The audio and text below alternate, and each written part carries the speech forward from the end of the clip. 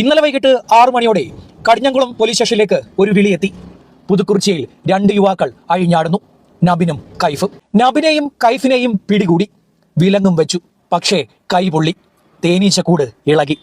പോലീസിനെ ബന്ദിയാക്കി, ആവശ്യത്തിന് തല്ലി. വിറകഷ്ണങ്ങളും മറ്റ് മാരകായുധങ്ങളുമായി ഇറങ്ങിത്തിരിച്ചവരിൽ സ്ത്രീകൾ വരെ ഉണ്ടായിരുന്നു.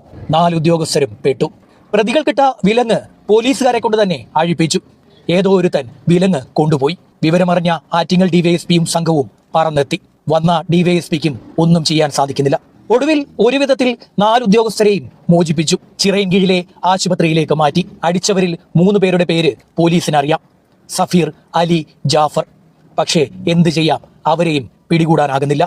നിസ്സഹായരായ കേരള പോലീസ് രാത്രി 9:30 സ്ഥലത്ത് നിന്ന് മടങ്ങി.